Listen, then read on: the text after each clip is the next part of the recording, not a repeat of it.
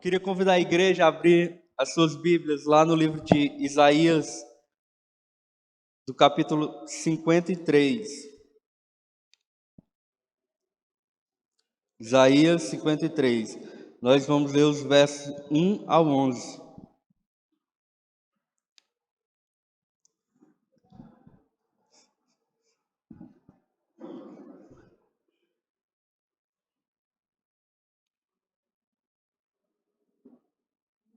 Amém?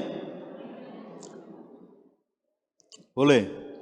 Quem deu crédito à nossa pregação e a quem se manifestou o braço do Senhor?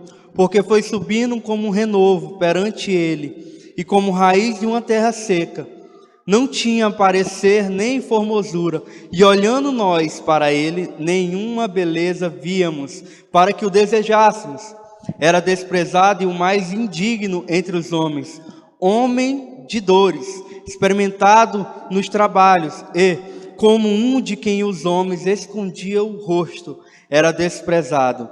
E não fizemos dele caso algum. Verdadeiramente ele tomou sobre si as nossas enfermidades, e as nossas dores levou sobre si, e nós o reputávamos por aflito, feridos de Deus e oprimido. Mas ele foi ferido pelas nossas transgressões e moído pelas nossas iniquidades. O castigo que nos traz a paz estava sobre ele, e pelas suas pisaduras fomos sarados. Todos nós andávamos desgarrados como ovelhas, cada um se desviava pelo seu caminho. Mas o Senhor fez cair sobre ele a iniquidade de todos nós. Ele foi oprimido, mas não abriu a boca. Como um cordeiro foi levado ao matadouro, e como a ovelha muda perante os seus tosqueadores, ele não abriu a boca. Da opressão e do juízo foi tirado, e quem contará o tempo da sua vida? Porquanto foi cortado da terra dos viventes, e pela transgressão do meu povo ele foi afligido. E puseram a sua sepultura com os ímpios, e com o rico na sua morte. Porquanto nunca fez injustiça, nem houve engano na sua boca. Todavia, ao Senhor agradou moê-lo, fazendo-o enfermar. Quando a sua alma se puser por expiação do pecado, verá a sua posterioridade, prolongará os dias, e o bom prazer do Senhor prosperará na sua mão. O trabalho da sua alma ele verá, e ficará satisfeito com seu conhecimento. O meu servo, o justo, justificará muitos, porque as iniquidades deles levara sobre si. Amém? Isso é um versículo bastante conhecido, né? Na verdade, acho que faz parte do beabá do crente, do cristão, né? Esses versículos. Obrigado.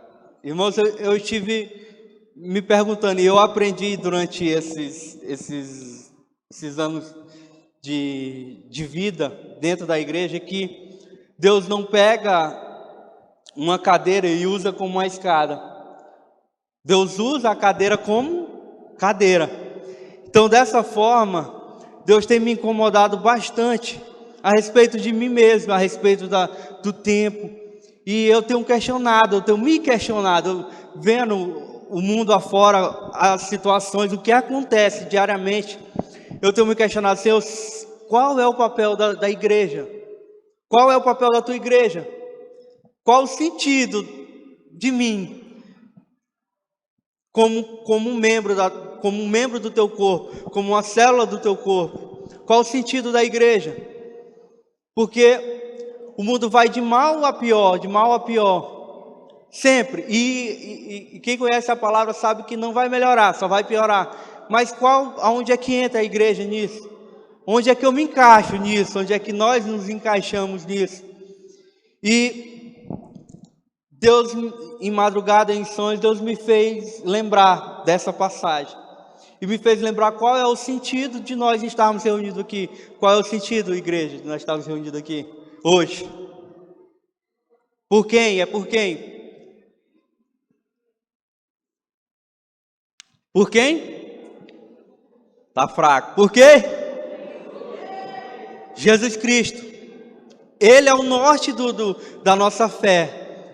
Se não houvesse Jesus Cristo, não haveria o motivo de nós estarmos aqui juntos, reunidos. como o Adriel também falou, não teria o motivo de nós virmos aqui para adorar e exaltar e louvar aqui ou em casa. Não haveria. E isso foi um plano de redenção a Deus a nós humanos, que sempre somos falhos, sempre somos errados, errões, e sempre caímos. Nós falamos aqui sentado e não sustentamos em pé. Quando nós estamos eufóricos, nós declaramos juras de amor a Deus, mas no momento em que nós temos a primeira oportunidade, nós esquecemos das nossas juras de amor. Esse é o homem que caiu lá naquele jardim, e de lá para cá só piorou, até que veio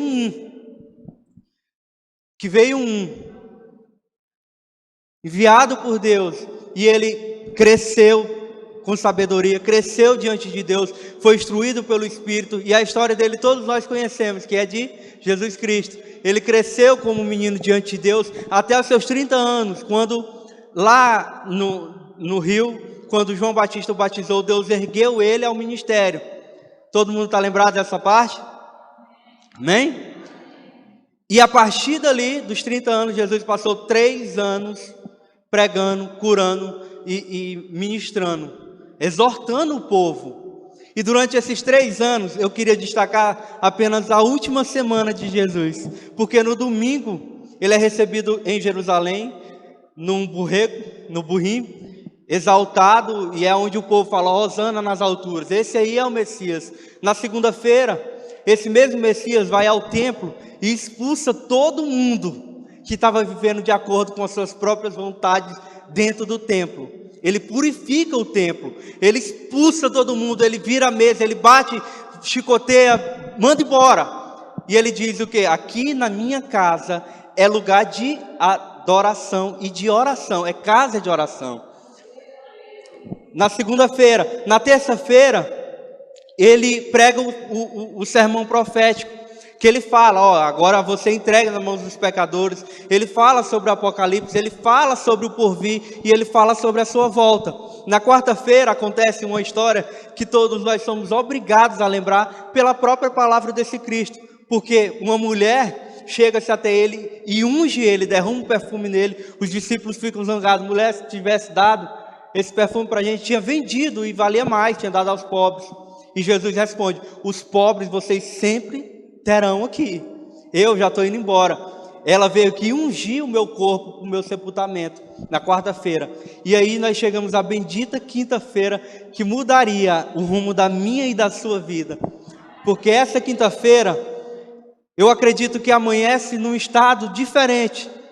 Porque a terra que está cheia da glória de Deus, que o próprio Isaías fala, nesse momento a própria terra entende que o Filho de Deus, a palavra encarnada, se ausentaria dela. Eu acredito, isso não está na Bíblia, isso é minha imaginação. Agora a parte da minha imaginação, eu imagino que aquele dia até nublado amanheceu, lá no meio do deserto. Um dia melancólico. E nessa quinta-feira, você e eu vamos ter a imagem do nosso Cristo que em nenhum outro momento nós tivemos. Nós vemos ali a parte humana do Cristo mais aflorada. A parte humana de Jesus estava mais aflorada. Os discípulos olhavam, imagino que os discípulos olhavam para os outros e falavam assim, o que está acontecendo com ele? Ele não era assim, ele não é assim. 3 anos andando com ele, nunca teve essas atitudes. Jesus, tomado pela consciência de que em poucas horas ele seria torturado, humilhado e morto por nós. O corpo de Jesus, a alma de Jesus, a mente de Jesus já ficou agoniada, angustiada. E a gente vê isso em alguns momentos, quando na Santa Ceia, enquanto eles estão ceando, Jesus fala, um de vocês vai me trair. Você imagina o clima daquela Santa Ceia, que Jesus olha para os 12 e fala assim, um de vocês vai me trair. E ele fala, quem eu der um bocado de pão? Lá em Lucas vai falar que os discípulos, nesse momento, ficaram questionando, quem é o maior de nós para ele? Aí Jesus dá mais um ensinamento, o maior sou eu, mas eu estou servindo a todos. E depois Jesus parte dali para o Getsêmani. E também todo mundo já conhece essa parte, todo mundo conhece essa parte? Amém?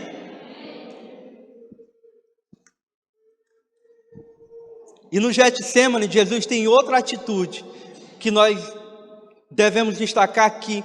A parte humana de Jesus se aflora, porque Jesus chama os seus discípulos e o que ele pede aos seus discípulos? O que ele pede aos seus discípulos? Orem comigo, não é isso que ele pede? Ora, os discípulos não sabiam nem orar, porque a única oração que os discípulos sabiam fazer foi quando eles mesmos questionaram Jesus. Os discípulos de João Batista sabem orar e nós não sabemos. Aí Jesus vai e ensina para ele, o João não tem, vocês têm uma coisa que os discípulos de João não têm, que sou eu. Ensinou para eles a oração do Pai Nosso.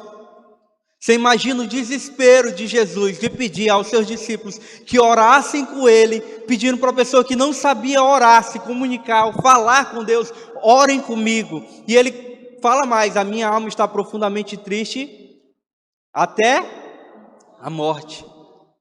E nesse momento acontece um fenômeno que é a parte de toda a história que a gente conhece da crucificação, que Deus me despertou. Porque nesse momento ele faz uma oração que todo mundo conhece, que parece clichê nas nossas igrejas, clichê dentro do Evangelho, que ele fala qual é a oração que Jesus faz? Qual é? Passa de mim esse cálice, né? Irmãos, parem para pensar a importância dessa oração que Jesus fez. Porque ele não orou, Deus, passa de mim esse cálice, Deus, passa de mim essa crucificação, esse sofrimento. Deus não orou, Jesus não orou dessa forma. Jesus falou, em outras palavras, Deus, se possível, eu não quero morrer por ele. Se possível, Senhor, eu não quero morrer por ela, porque é muito doloroso. No momento em que ele se coloca por expiação, lá no verso 10 ao 11, que fala assim, que quando a sua alma se puser por expiação do pecado, ele verá a sua posteridade, prolongará os dias e o bom prazer do Senhor prosperará na sua mão. Nesse momento Jesus ora para que, se possível, Deus passasse dele, eu e você. Se possível que nesse momento Deus, se possível, tiver outro meio, de outra forma, que eles se acheguem a nós, que faça dessa forma, porque eu não quero morrer por eles. Eu não quero morrer por ela. Eu não quero morrer por ele. Deus, passa de mim esse cálice. E por 3 vezes ele orou isso. E eu agradeço a bendita vírgula de Jesus, que ele fala, todavia seja feita a tua vontade.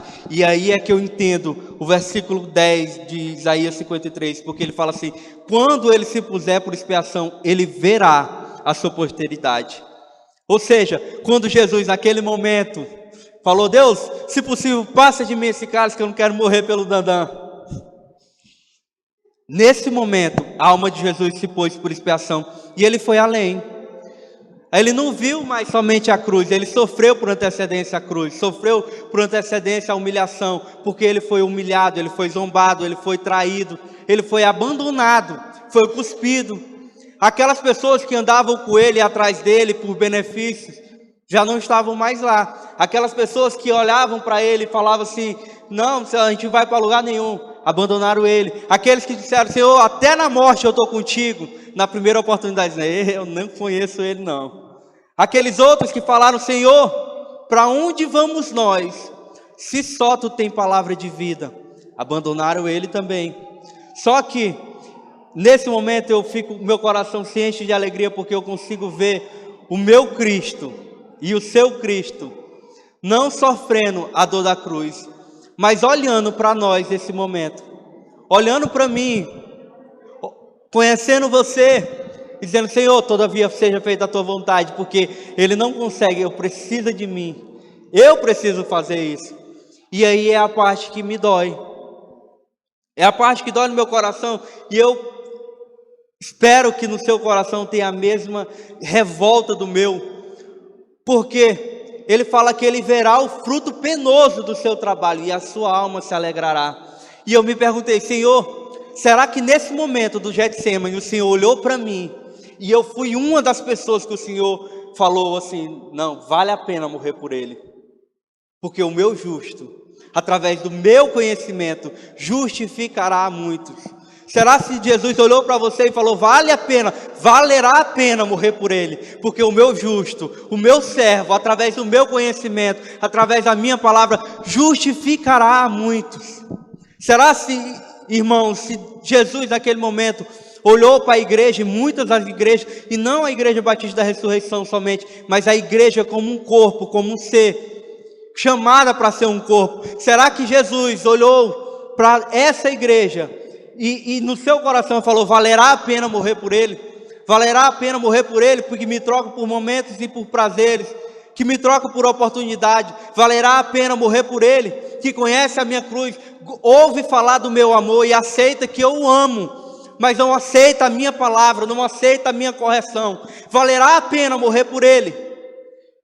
Valerá a pena morrer por ele, quando nas nossas reuniões, Jesus é conduzido em nossas vidas como um passageiro, e muitas das vezes nós levamos a nossa vida do jeito que nós queremos?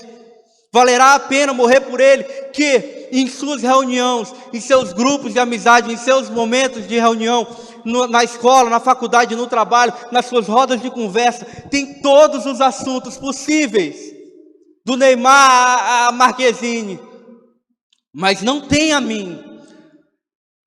Valerá a pena morrer por nós, que em nossos momentos de roda dentro da igreja de conversa, nós falamos mais dos nossos irmãos, apontamos mais o dedo dos nossos irmãos, do que falamos com Cristo?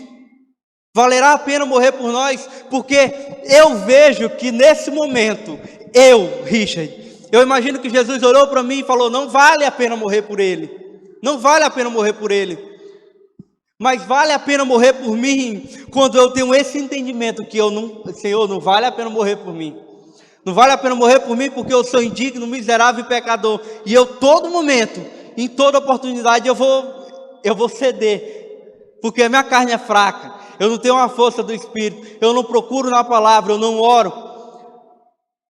Valerá a pena morrer por nós, que não tiramos nenhuma hora sequer dos nossos dias, com integridade de oração e santificação por Cristo? Valerá a pena morrer por nós, que pregamos por nós mesmos, falamos de nós mesmos, oramos por nós mesmos, cantamos por nós mesmos, e Cristo não está à frente de nós?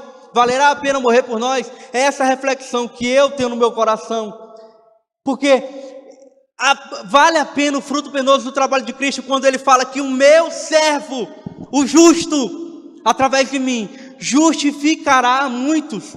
Nós não fomos chamados para estar com o meu dedo apontando uns para os outros, nós fomos chamados para darmos as mãos uns aos outros e justificarmos através de Cristo em nossas vidas. Deus não quer se fazer presente na sua vida para estar lá na porta de trás, para você colocar a sua camisa na frente, colocar os seus egos e suas vontades e seus desejos. Tudo passará. A Roma que crucificou Jesus passou, todos aqueles outros de lá para cá passaram, tudo vai passar, o emprego bom, a faculdade boa, a casa boa, o pai, a mãe, nós vamos passar, e no fim o que vai ficar é que nós teremos que nos apresentar diante desse Cristo, que morreu e sofreu por nós, que apostou alto em nós, e nós teremos que nos apresentar diante dele, e ele vai nos perguntar. Aí nesse momento fica mais pesado, me mostre as tuas mãos, me mostre as tuas mãos, quem tu justificou? Aonde que tu justificou? As tuas mãos estão com frutos ou estão vazias? Aí, irmãos, no meu coração eu espero, e eu sempre comento isso no PGM, eu espero que jamais eu escute isso do meu Jesus, que aparta-te de mim, porque eu não te conheço. Jesus morreu por muitos, não foi por todos, e eu quero fazer parte desses muitos, e eu espero que nós façamos parte desses muitos. Que Jesus olhe para nós e fale assim, valeu a pena morrer por ele. Valeu a pena, porque no meio de toda a oportunidade, mesmo cedendo, capenga, carregando, machucado, não podendo, mas valeu a pena porque ele ora, ele entende. Aí entra também no meu coração, e Jesus me chamou a atenção aos dois ladrões da cruz, como se parece na igreja atual. Porque um ladrão olha para Jesus e fala assim, ó, Tu não é o Messias, tu não é o Cristo, o poderoso, o Deus Todo-Poderoso, o Filho do Homem. Sai daí dessa cruz e solta nós meio também. Solta nós dois aqui, que a gente está precisando de um Salvador também. E fala para ele, em outras palavras, o ladrão da cruz está colocando pessoas na frente dos seus erros. Ele está olhando, ó, eu pequei, eu matei, eu roubei, mas tu está aqui comigo. Tu está aqui do meu lado. Tu não pecou, tu não matou, mas está aqui do meu lado. Morreu junto comigo. Morreu antes de mim. Essa frase do ladrão. E muitas das vezes, irmãos, nós temos feito isso. Nós colocamos os nossos irmãos à frente para justificar os nossos pecados. Nós falamos, o irmão ali. Não, mas o irmão ali está fazendo isso. Ele está junto comigo. Ele não é o santão? Pois então que ele me ajude. E nós colocamos as pessoas à frente dos nossos pecados, quando na verdade nós devíamos ter a atitude do outro ladrão, de entendermos, falar para o outro, nós estamos aqui porque nós merecemos. Nós estamos aqui porque nós fizemos por onde. Nós merecemos morrer. Todavia ele não. Ele não. E ele olha para o Cristo e fala, Cristo, eu não mereço, mas lembra-te de mim quando entrares no teu reino. Cativou o coração de Jesus através de uma atitude de humildade, entendendo que aquele que se fazia presente no meio deles não era uma pessoa normal de carne e osso. Aquele que estava diante dele era o norte da nossa fé. Como eu perguntei no início, ele é o centro do universo, é o nome no qual toda língua confessará e todo joelho se dobrará. Ele é o alfa, o ômega, o princípio e o fim, e a ele todo louvor, toda honra e toda glória, somente por ele, irmãos. Entenda uma coisa, que somente por eles, não adianta eu falar, me justificar, através dos erros dos nossos irmãos, através dos meus erros, encobrindo através dos meus erros, porque nós não chegamos ao céu através de pastor, de irmão, nós só chegamos ao céu através dele. Ele é a porta. Ele fala, eu sou a porta. Ele é a porta. Ninguém vai ao Pai senão por ele. Ninguém vai ao Pai senão por ele. Ninguém vai ao Pai. Eu repito, ninguém vai ao Pai senão por ele.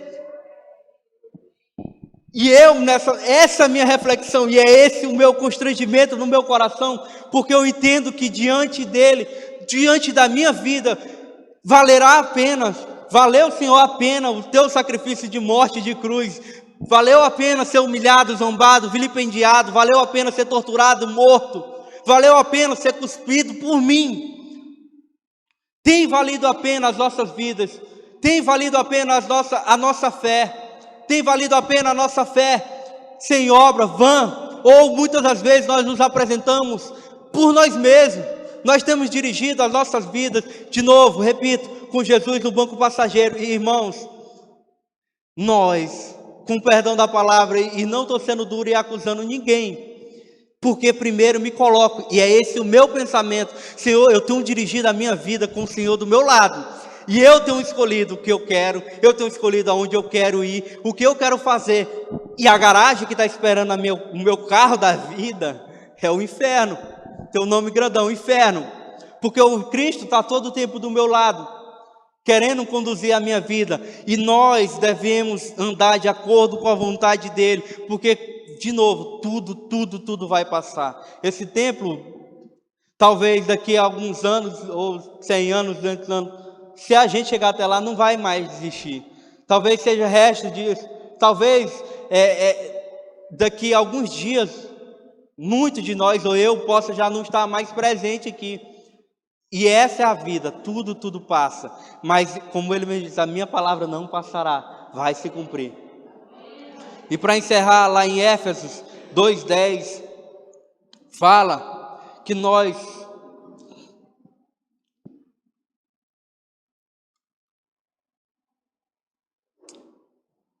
Paulo vai falar à igreja de Éfeso, nós somos feituras de Deus. Vocês são feituras de Deus, criados em Cristo Jesus. Lá no Getsêmani, quando ele se colocou por expiação por meu e do seu pecado.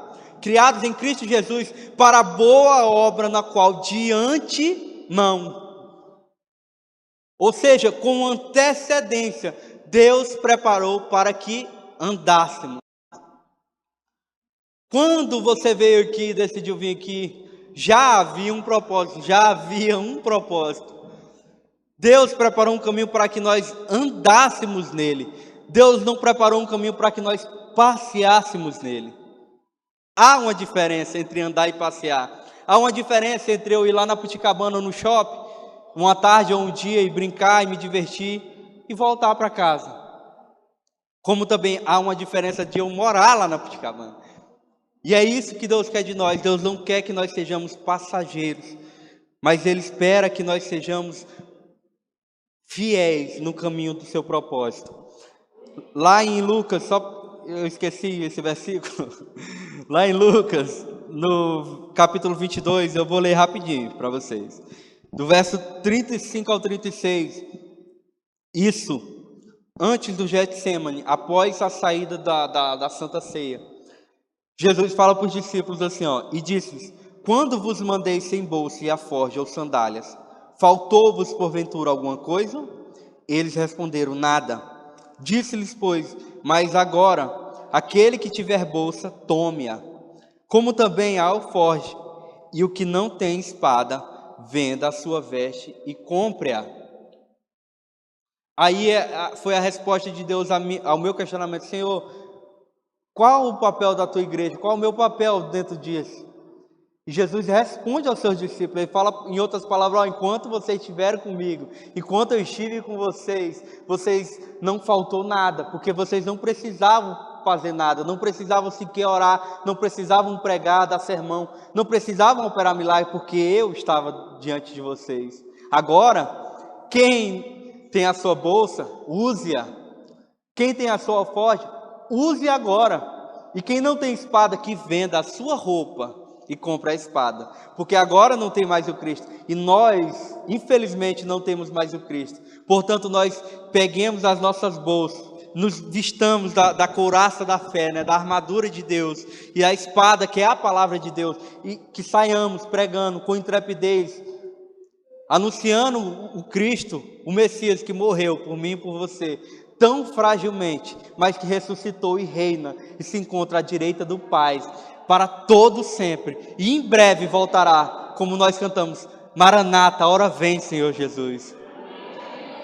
Que nós possamos estar com uma música, com as nossas vestes brancas, preparados para isso, entendendo que nós somos a igreja, e Cristo quer nos dar nesse momento, que através do seu conhecimento, que é a palavra, nós venhamos justificar uns aos outros, que nossas mãos sejam de apoio e não para empurrar, sejam para levantar, que aqueles que têm sede de palavra possam receber água da vida através do canal que é você, de Deus aqui na terra. Amém?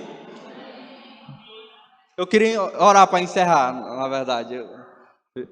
Uma oração da palavra, não é encerrando o culto não, irmão.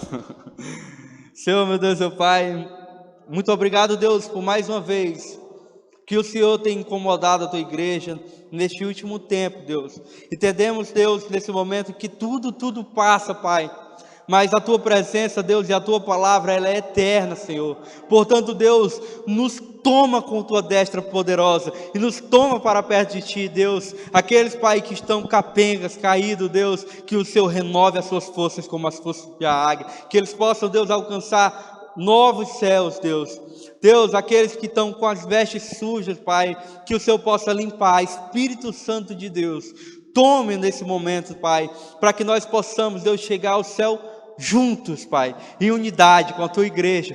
Deus, que a tua igreja, Pai, possa se incomodar nesses últimos dias com as suas vidas, com nossas vidas, que eu, Deus, Senhor, possa me incomodar nas madrugadas, para que possamos ter momentos de oração, de intimidade contigo, e que possamos também, Deus, alcançar novas pessoas, através da tua palavra, da espada e da fé que o Senhor nos deu, Pai. Fica conosco, Deus, fala conosco, Pai, é o que eu te peço desde já e te agradeço, em nome do teu Filho amado Jesus Cristo, amém.